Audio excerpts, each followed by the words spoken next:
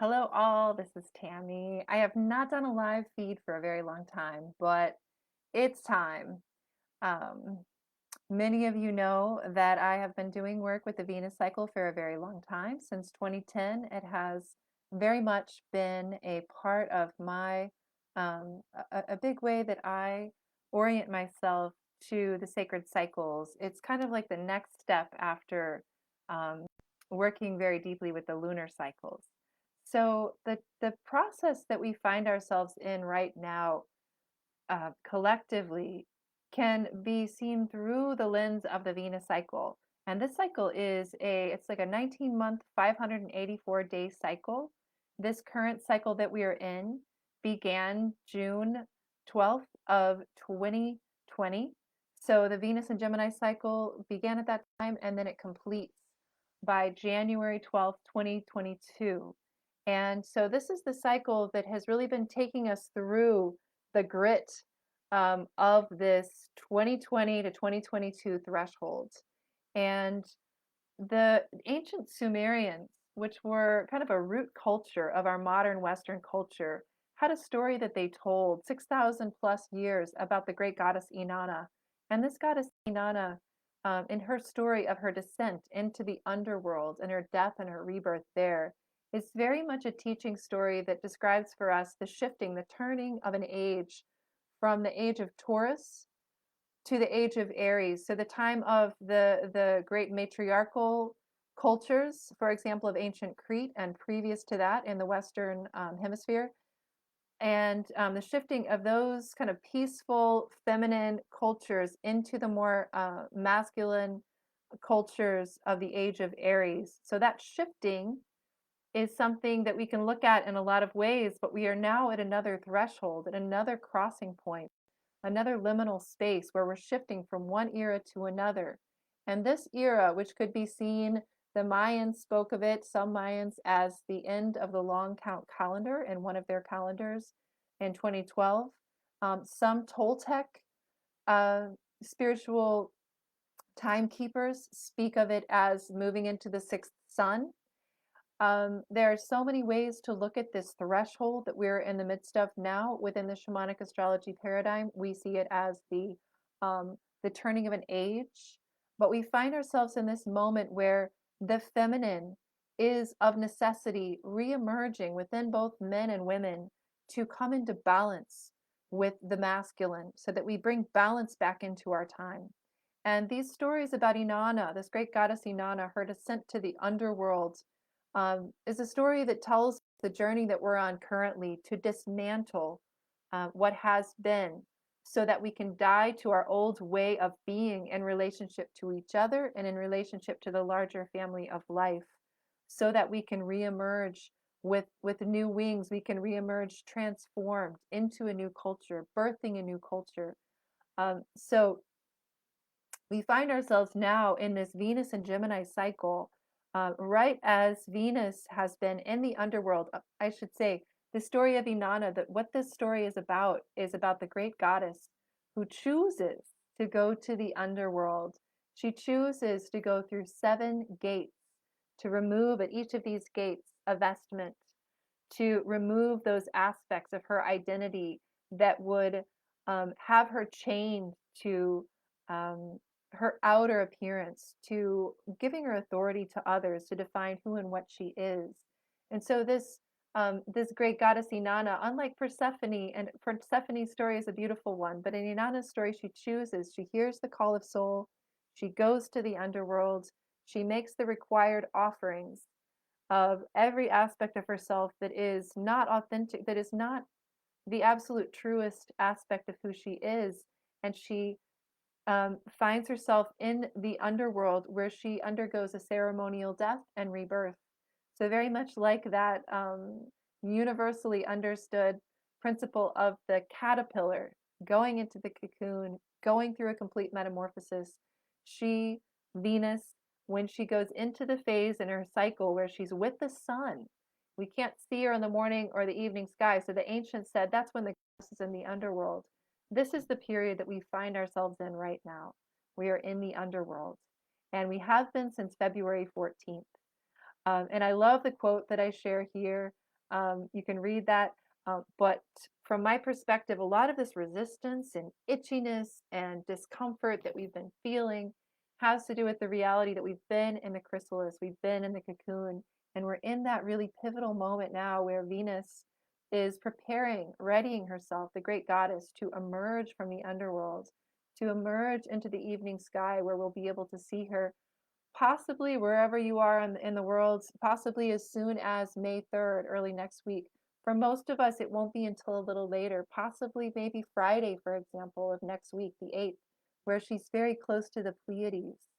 So this is the time where the goddess and where each one of us are awakening, we are emerging. We're in that phase of strengthening ourselves, strengthening our wings, coming into our full empowerment so that we can make the journey that the great goddess Inanna made, where we reclaim our full strength, we reclaim our full power as fully initiated beings, as an initiated species.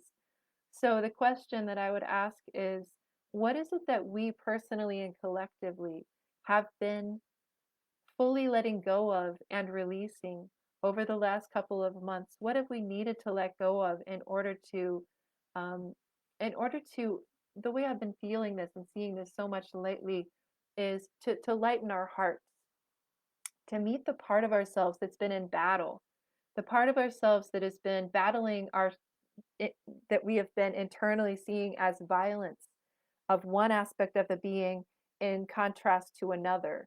That's a lot of what many of us have been experiencing. We see it in the world outside and we feel it internally. And one of the things I want to say about this is that any Venus cycle has particular themes or has um, a particular focus based on the sign Venus rises in when she begins her journey. And Venus, in this case, rose in the sign of Gemini. And so, this entire journey, and in fact, the larger feminine truth of where we've been as a collective since the middle of 2020 and through until the completion of cycle in early 2022, it's the Gemini cycle. So, it's been about finding the look, looking and working through the entire range of polarity and duality, meeting internally and perhaps externally that full complexity of who we are as an individual, as a collective of individuals of so many different experiences, so many different histories, so many different archetypal expressions, meeting our complexity, our multidimensionality, coming to honor and celebrate that rather than trying to narrow ourselves into this or that.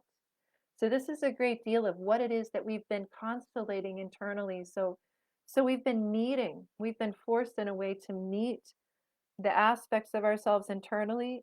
And here, for example, in the US, where we are now entering our Pluto return, a massive reckoning, we have collectively been seeing the places where we are turned against each other and where the original, perhaps spiritual blueprint of what's been possible in this nation, informed by the Haudenosaunee peoples, the what we refer to as the Iroquois Confederacy.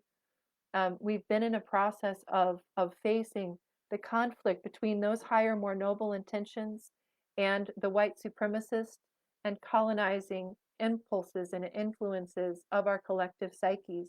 We've had to look at these different aspects of the self, and instead of battling these parts, instead of trying to define either this or that, what we've been wanting to open into is more of a space of inclusivity, of honoring the complexity, the nuance of what it means to be a human at this time, honoring the complexity of what it means to have to come from a particular ethnic background or from a particular gender or to be non-binary or to be whoever we are in our identities. It's to look deeper than that and to look deeper at each other and to say, how is it that we are so much more than what we've been told? So we've been really in the cauldron. We've been in this place of so much constriction and tightness that's been honing us, that's been helping us to learn to stand in the fire of that. So this is just a larger frame to maybe give some sense or feeling around what it is that you may have been going through. So I just wanted to come on today because it is Venus Day. It is Friday.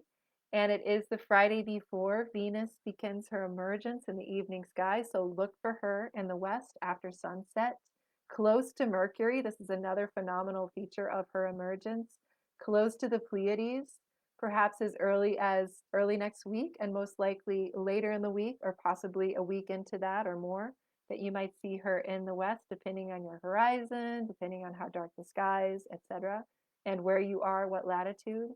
Um, so, but I wanted to come on as well today to invite you to join an amazing community of individuals.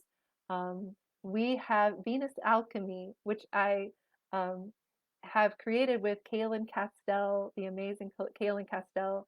We have been doing this work with Venus Alchemy of bringing people through the full Venus cycle as an initiation, as a ceremonial process. We've been doing this since 2014. I've been doing it with circles since 2010. Kaylin has been doing this for many more years. And we have gathered a group of about 120, I think, now, who will collectively bring the power of our collective intent into this evening star Venus journey where Venus and Gemini is, and we are reclaiming our Gemini qualities, our abilities to dance with and to honor and to celebrate our multidimensional selves, to celebrate the complexity and the nuance of who we are and show up fully, full spectrum in all of our colors. You know, Gemini is about also any of the Gemini goddesses, any of the Gemini feminine expressions are connected to the magic of the rainbow. And we all know we've been through these cleansing storms. And so she, as she emerges into the evening sky, there's also this recognition for each of us that we are opening into the rainbow colors of our full spectrum human expression. And this is what the earth is crying for. This is what the whole universe is desiring, is for each of us to fully express our creativity, our magic, our our sovereignty as individual beings who are part of this larger organism, coming into contact with our own soul wisdom so we can bring ourselves into the collective with our full story, our full voice, our full expression. So this is what the Venus and Gemini cycle invites us to do. These are just some of the elements of who she is, what she is, and we're all of us in this circle are in a meditation around and in a practice of supporting each other in emerging and in cracking open from this cocoon and into fully expressing and coming into our full power um, as empowered creators to create this kind of new world story and to bring it alive personally and in community. So if this feels resonant for you, check out the link. This is our Venus and Gemini class. It's our ceremonial journey. It's incredible. The community of individuals, there are many who have done this with us since 2014.